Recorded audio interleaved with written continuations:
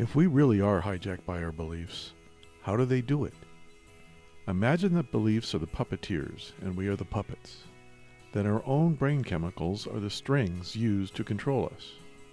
Neurotransmitters like dopamine and oxytocin will get us to do things. Adrenaline and cortisol get us to avoid things.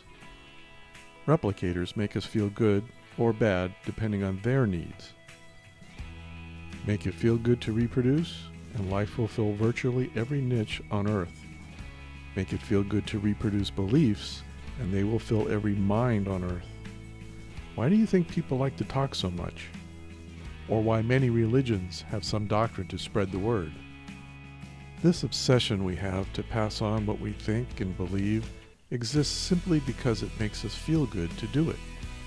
But there are far more beliefs than there are minds, so they must compete to get into as many minds as possible. Once a host is infected with the belief, it will use the host's own brain chemicals, including dopamine and oxytocin, to protect themselves against competing beliefs. Now, only beliefs of like kind that support the core belief will be allowed in. If a belief can protect itself, can it defend itself? Let me ask you a question.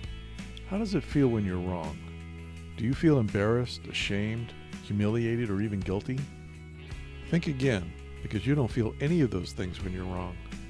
You only feel those things when you realize you're wrong. Most people will go to great lengths to avoid feeling these emotions, and this is another way beliefs can overstay their welcome. The next time you see two people arguing over ideologies, try to look past the people themselves and imagine two separate beliefs battling for their own survival. Beliefs are causing adrenaline and cortisol to be injected into their hosts, causing the fight or flight response. This is why the host starts to sweat, gets red in the face, and can even come to blows over beliefs that have no basis in reality. They quite literally feel physically threatened when their beliefs are threatened. This effect is so powerful it causes blindness. Blindness to facts, evidence, and history. Rather than change a worldview or dogma, reality is twisted to fit the dogma. And this is why we live in a world full of alternative facts, fake news, and science deniers. Beliefs are controlling their hosts for their benefit. Just look at these people.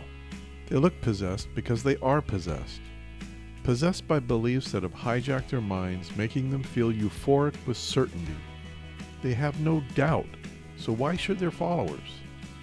To have doubt or to even think about changing their minds would deprive them of all that euphoria.